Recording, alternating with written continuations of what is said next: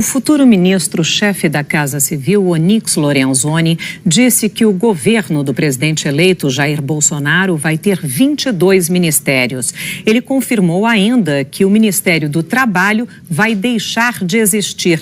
Nós vamos conversar agora ao vivo com a Andréa Sadi, que hoje está aqui em São Paulo. Oi, Andréa, boa tarde para você. Já teve idas e vindas essa história do fim do Ministério do Trabalho. Então, de fato, agora vai terminar mesmo?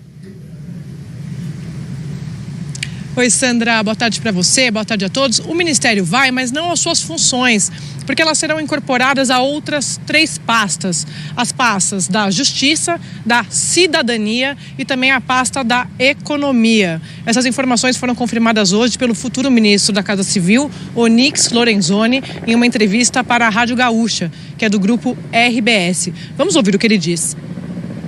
Uma parte vai ficar com o ministro Moro, que é aquela parte da concessão de carta sindical, né? Vamos dizer que é a face mais visível, e que vocês, por inúmeras vezes, a imprensa brasileira registrou os problemas que ocorriam ali naquela pasta, né? De desvios, de problemas graves de corrupção. A outra parte, aquela que trata de políticas ligadas aí a emprego, vai ficar uma parte dela na economia, e a outra parte vai ficar na cidadania.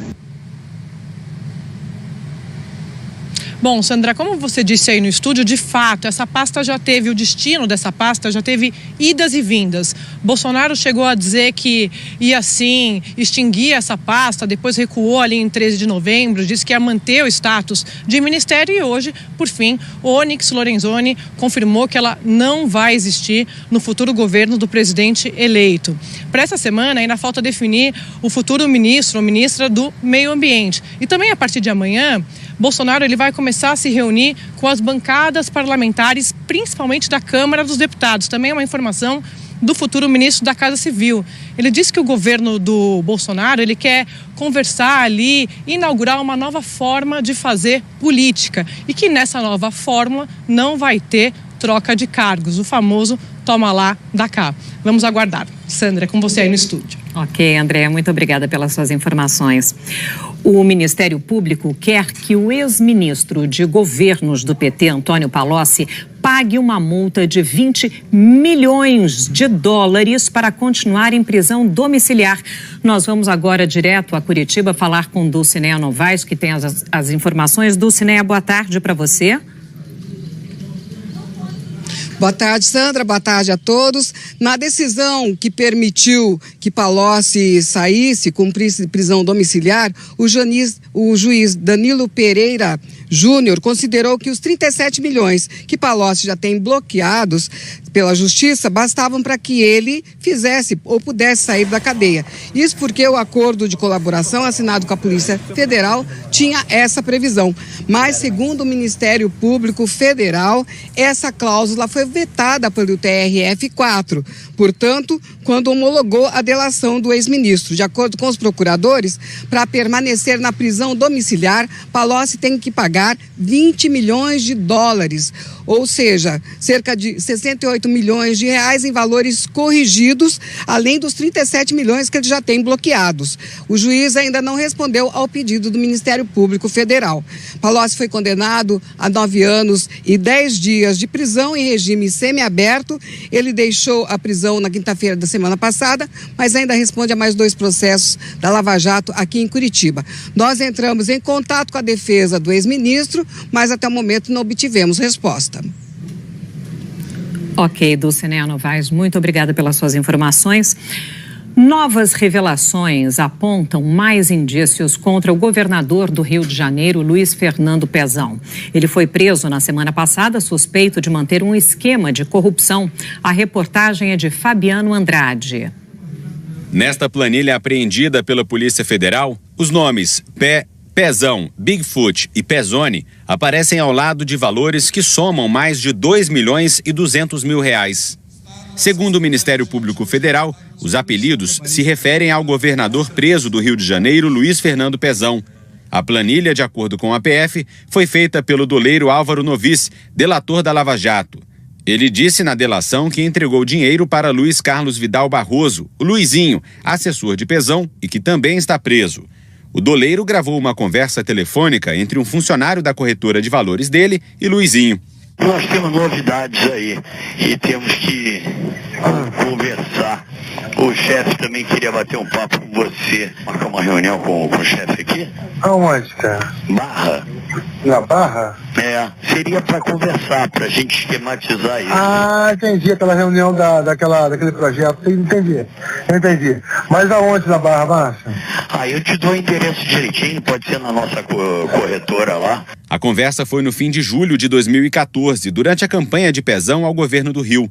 Em outro telefonema, o funcionário diz que tem uma documentação para entregar a Luizinho. Tem coisas que eu tenho que resolver, documentação para te entregar, e o chefe quer ver com você como é que está a melhor forma de fazer. A polícia conseguiu cruzar os dados da localização dos celulares dos investigados neste dia. Segundo as investigações, documentação é o dinheiro da propina. E o chefe mencionado na conversa é o doleiro Álvaro Novis, que, segundo a polícia, se encontrou com Luizinho, assessor de Pezão, num shopping da zona oeste do Rio, pouco depois do telefonema.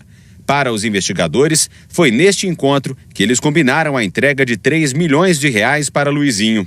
Segundo o Ministério Público Federal, há provas de que Pezão recebeu quase 40 milhões de reais entre 2007 e 2015. O dinheiro não apareceu até agora nas contas ligadas ao governador. Por isso, os investigadores levantam duas possibilidades. Ou Pezão usa recursos de contas de laranjas ou mantém escondida uma grande quantidade de dinheiro vivo. Pezão foi preso na quinta-feira da semana passada. Ele é acusado de manter o esquema de corrupção do ex-governador Sérgio Cabral, que também está preso. A Polícia Federal disse que vai aprofundar as investigações para descobrir detalhes do envolvimento de Pezão e o destino do dinheiro que ele teria recebido irregularmente.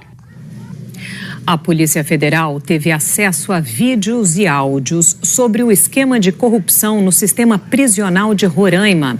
A reportagem é de Alexandre Rissaiasso. A Polícia Federal diz que o esquema de corrupção que movimentou 70 milhões de reais desde fevereiro de 2015 contribuiu para falir o sistema prisional de Roraima. A Operação Escuridão da semana passada descobriu que o verdadeiro dono da empresa contratada para fornecer alimentação aos presos é o empresário Guilherme Campos, filho da governadora Sueli Campos, do Progressistas. Segundo as investigações, a empresa, que mudou de nome algumas vezes e hoje se chama Quali Gourmet, está até hoje prestando serviços graças a pagamentos de propina a integrantes do governo do estado e licitações fraudulentas. Com autorização da Justiça, a Polícia Federal monitorou os celulares dos suspeitos e gravou pagamentos de propina.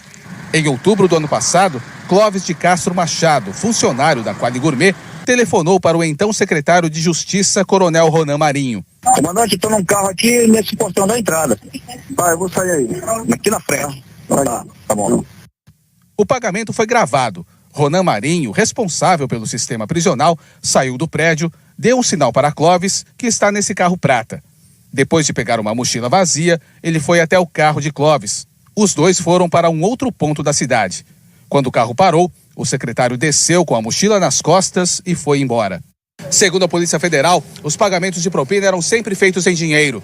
As investigações apuraram que desde 2015 os suspeitos sacaram 17 milhões de reais dessa agência bancária na zona norte de Boa Vista.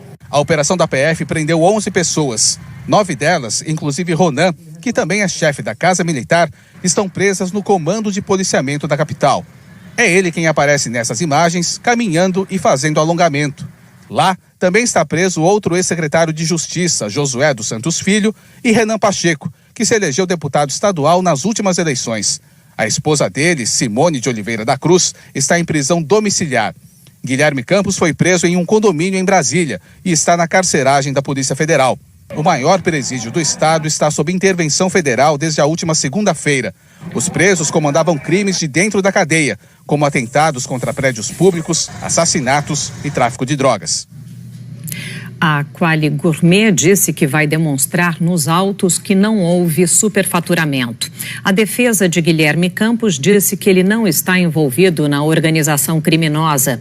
Os advogados de Ronan Marinho e Josué Filho disseram que só vão se pronunciar depois de ter acesso à íntegra da investigação. Nós não conseguimos contato com os advogados de Renan Pacheco e Clóvis Machado. Não se esqueça de deixar aqui o seu like, gostei, se inscreva no meu canal. Clique em joinha, deixe o seu gostei, Consegui mais inscritos, eu juro pra você que pinto meu cabelo de uma corzinha bem diferente.